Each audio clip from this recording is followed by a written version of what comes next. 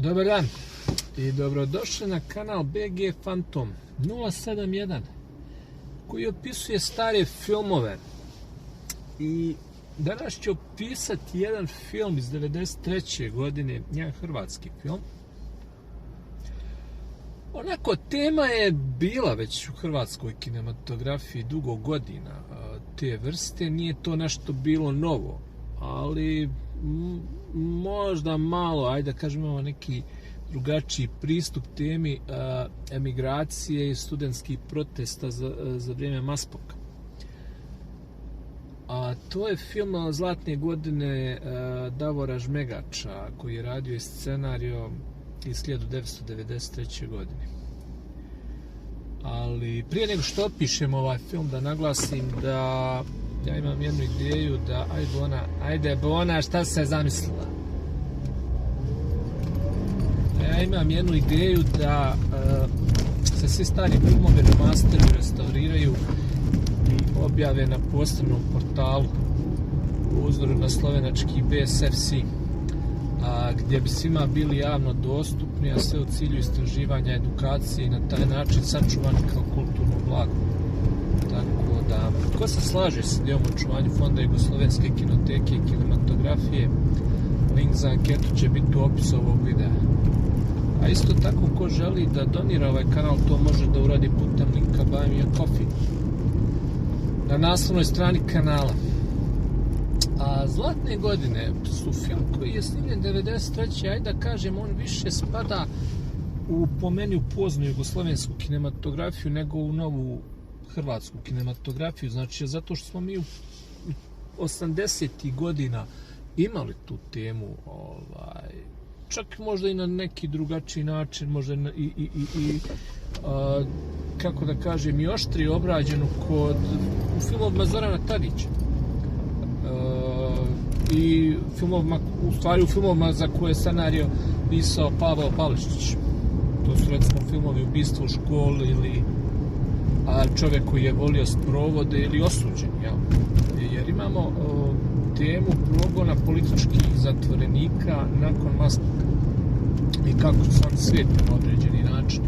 Tako da nije to bila nova tema. To je jedna stvar. Druga stvar, tema vraćanja emigracije isto bila česta, ali češće u nekom smislu da se emigracija vraća, pa da u suštini ne znaju ni što su se vratili, ni što su išli ti gastarbajteri, ali imali smo i povratak političke emigracije, a doduše u filmu Lov na Jelene Fadila Hadžića iz 72. koji je bunkersan, jer je otprilike prikazao isto što i prikazao ovaj film Zlatne godine, od Davora Žmegača. On prikazuje u suštini studentske demonstracije, znači akcent je na studentskim demonstracijama koje su bile mirne, ali su bile, tu je drastična razlika između studentskih demonstracija 68. kojih je bilo na Zagrebačkom univerzitetu, ali mnogo su bile, kako da kažem, oštrije na Sarajevskom i naravno na Beogradskom univerzitetu. Drastična razlika je u odnosu na te demonstracije 71. to što su te demonstracije u Zagrebu 71. bile nacionalističke, odnosno nacionalno obojene. I to prikazuje ovaj film. Znači, on je pravljen u nekom postmodernističkom maniru gdje se stalno meša ta 71. godina i ta 90. A u centru je u stvari Jakov Petras, koga glumi Igor Galo. Znači, on glumi vođu studentskih protesta koji će nakon, da kažemo, gušenja pobune, tako da kažemo, kad su poslali policiju, pobjeći u inostranstvo, prvo u Njemačku, gdje će postati aktivista i kasnije u Australiju. I tamo se praktično sakriju u Australiji,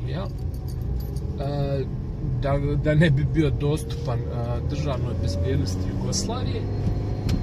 I on nakon pobjede HDZ-a 90. se vraća u Zagreb i dobija neku, kako da kažem, jako čudnu sliku. Sad sa njim u demonstracijama je bio njegov brat Mislav Petras, koga glumi Goran Grgić.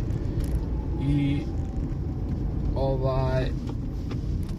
djevojka Sunčana u kojoj su bili obojica zaljubljeni. Nju glumi Aleksandra Turjak. Sad čitava priča će se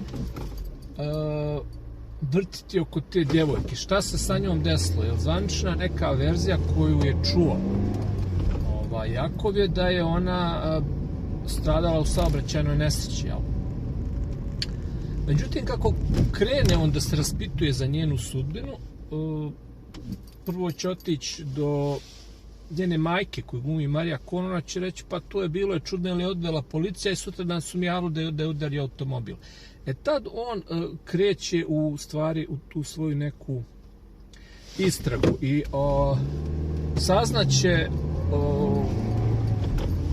ko je u stvari javio da je ona stradala u saobraćajnoj nesreći. To je bio inspektor Stjepan Brkan, inspektor državne bezbjednosti, koji je isleđivao u suštini. Ali vremenom ćemo mi saznat šta je bilo, ko je odveo i tako dalje, da bi na kraju, ne na kraju, već vremenom će doći Jakov do inspektora Brkana.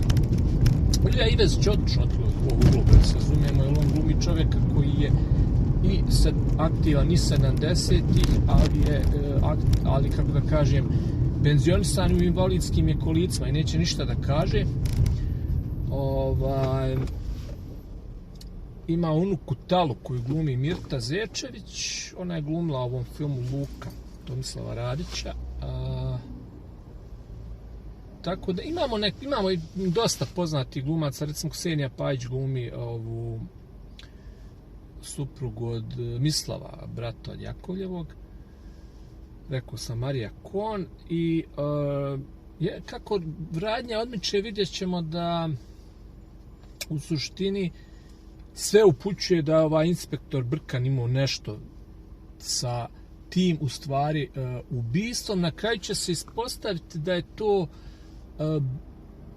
bio nesrećan slučaj u koji je, ajde da kažemo uslovno rečeno, bio umiješan i brat od Jakova, Mislav, jer i njega isto policija ispitivala i on je u jednom trenutku isto tako, on je čuto o tome. Zašto? Jer tu otprilike vidimo taj neki drugi moment. Vidimo kada se vraća Jakov iz emigracije da njemu otprilike nije jasno da je za tih 20 godina koliko on bio odsutan da se Hrvatska izgradila, znači nije nazadovala, jel? Da je njegov brat radi kao stomatolog, ali ima kuću s bazenom i tako dalje. Da grupa, kako da kažem, da krug ljudi u kojima se kreće onako sad odjednom promijenio ploču i oni su postali veliki Hrvati kad je Tuđman dobio. Tu ima jedna ta doza gorčine prema toj malograđanštini. To sam ja rekao i kad sam opisivao ove filmove koji su nastali u Srbiji prilike u to vrijeme. Vidimo tu jednu dozu kritike prema toj nekoj klasi koja je indiferentna uopšte prema naciji, prema svemu. I on kažu, pa blago tebi, ti si to mogao da pjevaš u Australiji. Govori o ovom Jakovu, ta grupa prijatelja njegovog brata. On kaže, pjevaju hrvatske, kako da kažem, domoljubne pjesme, ali u suštini njemu nije do toga, mislim, on dolazi kao čovjek koji dolazi po neku istinu i otprilike vidi se da on će to da, kako da kažem, on će da sve će to da uspije. Tu imamo jedan apologetski odnos prema hrvatskoj policiji i prema državnoj bezbjednosti. Zašto? Jer kako on bude, prvo će on preko nekog inspektora Bubala da počinje polako da izvlači informacije šta se desilo sa Sunčanom, dobijati detalj, na kraju će doći do njenog dnevnika gdje će saznati da je ona trudna i tako dalje i da je, i njemu će na kraju i brat da prizna da je bio sa njom kratko u vezi i doći do tog inspektora koji je u stvari nju odveo i isleđivao, a u stvari on će njemu da prizna da je Brkan isleđivao i da Brkan je taj u stvari koji je zaslužan kako se zove, njenu smrt. Odnosno, on u stvari ispostavlja se nije ni htio da ona strada, već je htio da je zaplaši, ona je nesrećnim slučajem ispala kroz prozor. Naravno, tu pored toga apologetskog odnosa imamo jedan odnos prema toj unuci Tali od Brkana, koja je svo vrijeme pomagala ovome Jakovu, koja se i zaljubila tu, malo je tu napravljena neka ljubavna priča, ali koja nije ništa, kako da kažem, naglašena. I mi vidimo šta mi otprilike tu naslučujemo, da se pravi jedan pomirljivi ton, ali naravno da neko mora tu da plati to što se desilo, i naravno to će da plati Brkan tako što će da ode uzet će pištolj Jakov i otiće kod Brkana da ga ubije, međutim tu će da dođe i Mislav će da mu otme pištolj i ubit će Brkana. Tako da stradaju svi oni koji su zaslužni za to što se desilo. Znači ta građanska klasa koju predstavlja Mislav Jakovljev brat, koja je prihvatila Hrvatsku u tom nekom obliku, da bude u Jugoslaviji, a ovi su otišli u imigraciju, i naravno koji nije ni htio to da radi, ali eto morao je da radi, oni su stradali u tom obračunu. Tako da film nima lošu priču, ali je nekako previše mi je linearna za postmodernistički pristup. To kao recimo to su oni filmovi ko Posljednji krug u Monci, znači ide scena za scenom, siromašni dijalozi, nešto pretjerano se ne oslanja na ambijent, nije mi, kako se zove, muziku su recimo radili Zrinko Tutić, Čiboni i tako dalje. Jedino što je u filmu interesantno, to je taj neki istorijski kontekst, ta 71. i tako. Mislim, to je interesantno tu da vide koje su, recimo, evo danas omladina u Srbiji kad gleda studentske demonstracije, pa uči, na primjer, 68. šta je bilo. Interesantno je vidjeti šta je bilo 71. u Hrvatskoj. Znači, to su transparenti da vratite nam devize. Ne zamislite transparent na studentskim demonstracijama, vratite nam devize. Dajte nam devize. Tako nešto. Devize, sad, šta su devize? Devize je strani novac. Kakve veze imaju studenti sa stranim novcem? To je stvari bila zahtjev Maspoka da se devize koje ostaju od turizma zadržavaju u Hrvatskoj, da se ne šalju u savezni budžet, jel? Tako da su oni a to su Slovenci, ja mislim, čak ranije imali pravo zbog spoljne trgovine. To su Hrvatska i Slovenija imale nakon Ustava 74. Onda je i Slobo, kad je došao na vlast u Srbiji, to isto tražio, da to i Srbija ima pravo, jel? Da zadržava devize od spoljne trgovine i od tranzita i tako dalje.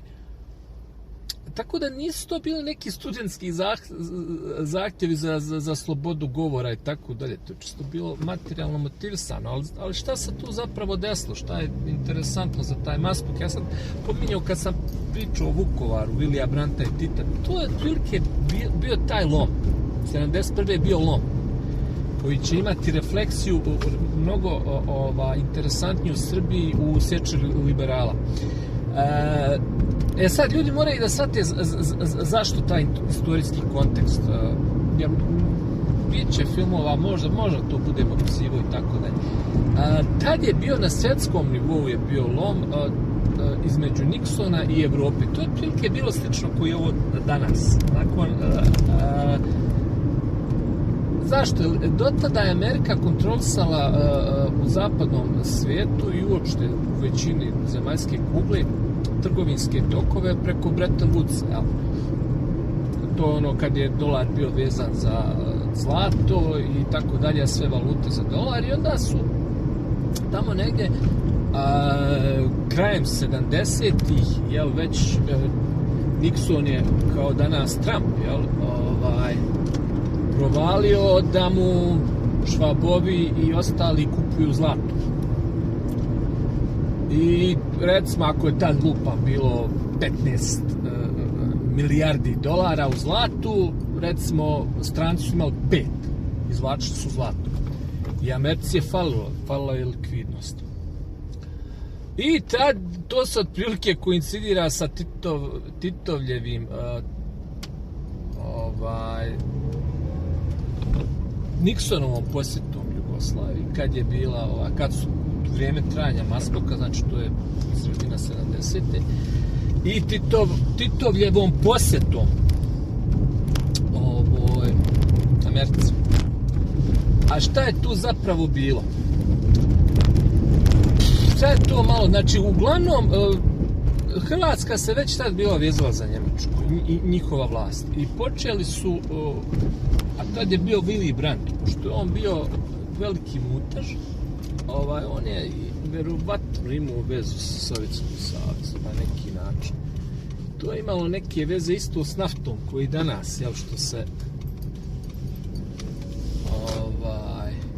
kolju. Mislim, isto je to i danas, samo što će da se to nastavi malo kad se ja vratim iz ovog kraftera dok ja nešto kupim, ali nastavit ću ovaj video, samo da vam završim to. Kad ovako nešto tražiš, a ne nađeš i dođeš bez veze. 101 stvar bi uzeo, a ona koja mi treba nema. Da završim ja samo ovu priču oko Maspoka. Mislim, ljudima to recimo najčešće nije najjasnije. A počeo sam pričati da je to bilo zbog prebiranja u svjetskim okvirima. Mislim, to je bilo koji sad. Ništa to nema veze što je Hrvatska bila ugrožena zbog nego jednostavno, kažem, tu se vidi kad recimo u ovom filmu ovi studenti kažu vratite nam, dajte nam devize, mislim, da bi ostala takva Jugoslavija, da se ne bi ujedinila, jel, da ne bi nestale nacije, kao što je bila ideja, jel, mislim, ideja, pitanje čija, znači morao su skloniti Rankovića, jel, eto, ali zbog čega? Jer je bilo, eto, sad tako je kako je, vi Hrvati snalazite se. I uglavnom iz tih hrvatskih pasivnih područja koji uglavnom nisu bili, da se razumijemo, za partizane, oni su bili onako malo više za one druge, jel? Ne malo više nego su bili oni drugi, i onda su svi oni imali dosije za vrijeme Rankovića i Jugoslavija imala Bog me 1-2 miliona dosija. Ljudi koji su bili njeni građani. Ja. Zato je Ranković morao da zgajza. Da bi ovima se skinuli dosije i da bi otišli da arbajtuju, jel, kod Švabova. Kod bivših saveznika. Onda kad su oni počeli dovlačiti devize, jel, tamo sredinom i drugoj polovini 60, i onda Hrvatska je čutala. Zašto? Jer uglavnom devize kad bi se sklanjale, da se razumijemo, nije to koristila Srbija, nikad. Srbija od toga imala nula, ne imala ništa što je dolazilo tu u Beogradu. Kad ja sad držu ovdje kasu, kažem tvoje su pare kod mene, jel? A u stvari to su bile pare uglavnom JNA, i onda su tih, ne znam, 60. godina pravljeni ti ogromni objekti po Hrvatskoj, i uz obalu, i luke, i to je sve JNA pravila. I to su poslove dobijale uglavnom hrvatske firme, ja. Recimo ovaj aerodrom gore, slabo je su radile bosanske firme Željavu tamo kod Bihaća. Onda bi se te pare što je JNA uzela vratile, jel? Hrvatsku, kroz plate i tako dalje. Ko je gledao, majke ti milije, koliko je betona sljuljano u tu Željavu, a svi kažu to je bio najskuplji objekat, 5 milijardi, 6, 9 milijardi. Ajde ti idi gore, ti znaš da je 9 milijardi, mislim. Mislim, ali to je najlakše reći, Srbija te pare uzela. Nije ono i tamo negdje iz Like, jel, da se razumijemo, tu su vjerovatno i Srbi koji su bili tu u Hrvatskoj ili bili u JNA, i nisu baš da nisu od toga imali ništa. Ali, recimo, tamo Želja, to polje odakle je aerodrom tamo taj.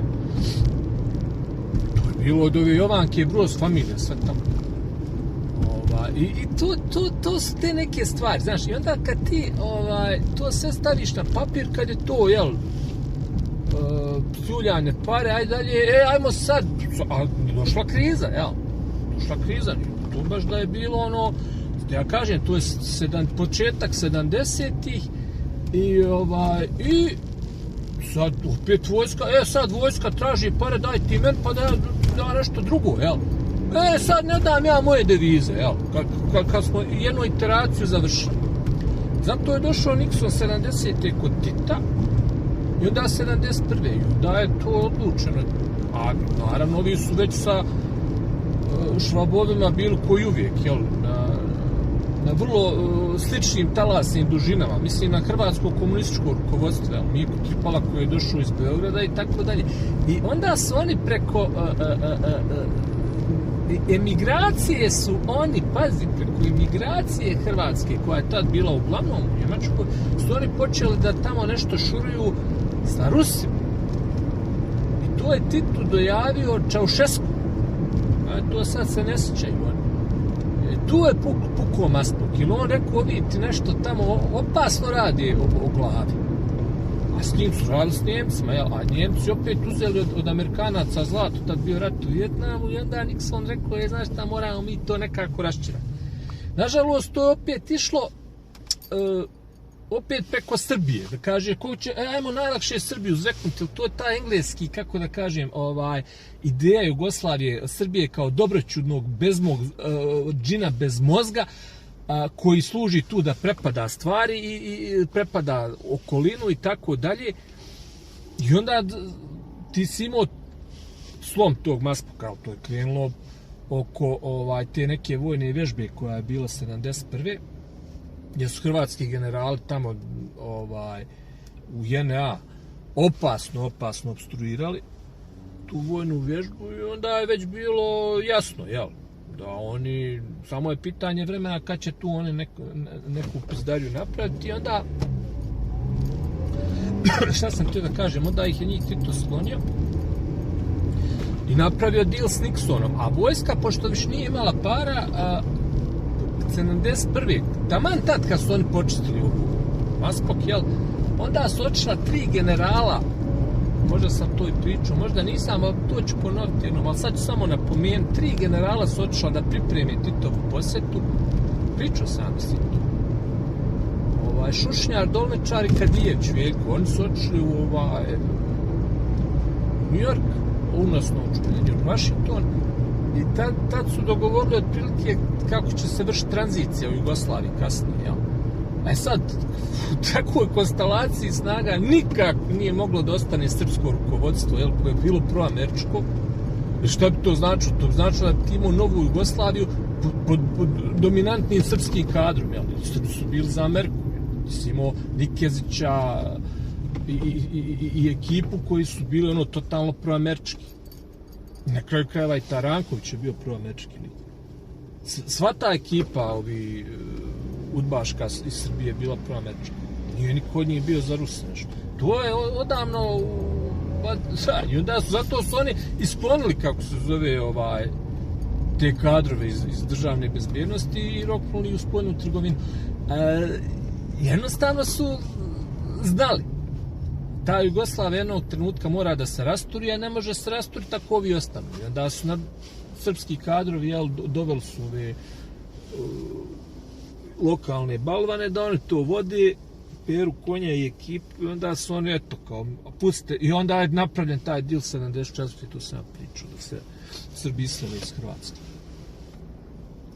Mislim, tako vam je to bilo. Srbi su u stvari u Hrvatskoj nadrljali ni kriv ni dužni tu, mislim, ni kriv ni dužni. Oni su tu, znali su i oni tu da zabiberi.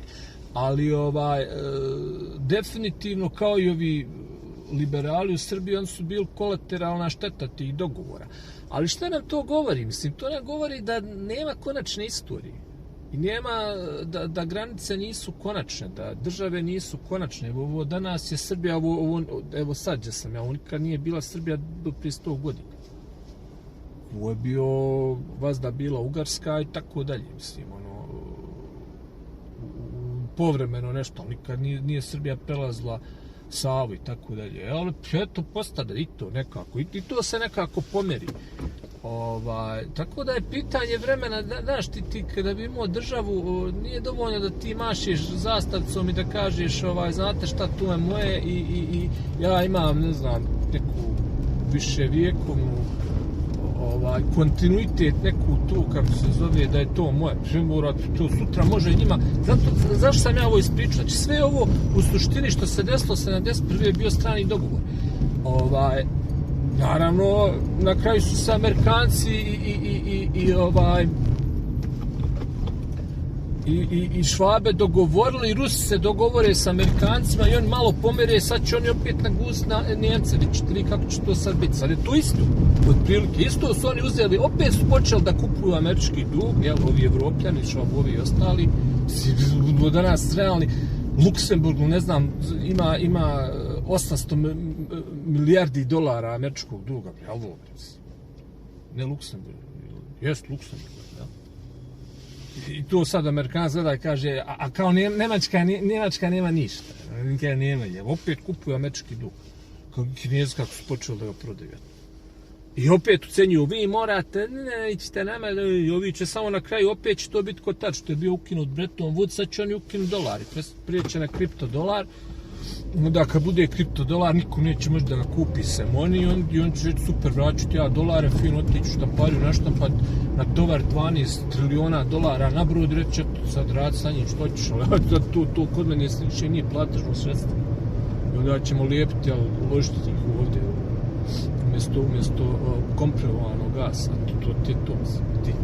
ti ćeš vamo Zezutovoga koji je izmislio manipulaciju, ti ćeš sa njim da manipulišiš. To je isto tad tako bilo. Mislim, Tito kad je posle išao kod Willy Brandta, on je tražio, to ti vratite nam devize, jel? Da su hrvatski gastarbajteri počeli da sve manje i manje deviza donose, onda on rekao, dobro, daj mi kredit, ali garantovat ću njihovim parama, jel? Pa ako ja ne vratim, ti njima uzmi pare tamo. U Švabu rekao, što da ne mislim, baš me briga. Tako je Jugoslavija dobila kredit od Willy Brandta, jel? Eto, to vam je bila priča o Maslovu. Ovaj film onako, šta znam, on nije nešto ispao, ajde da kažem. Gledljiv je, ali je ono, što ja kažem, ko posljednji krug u Monci, znaš, gledaš ga radi neke teme, misliš da ćeš vidjeti nešto, Bog zna šta, ne vidiš ništa, u suštini, već je viđeno to 100 puta, tako da, mislim da se čak ima naći na internetu ovako po ovim YouTube-ovima i to, ali bi te stare filmove trebalo remasterati, restaurirati i objaviti na posebnom portalu, tako da ko se slaže se da imamo očuvanje Fonda Jugoslovenske kinoteke i kinematografije, link za anketu će biti u opisu ovog videa. A isto tako, ko želi da donira ovaj kanal, može to da uradi putem linka Buy Me a Coffee na naslovnoj strani kanala.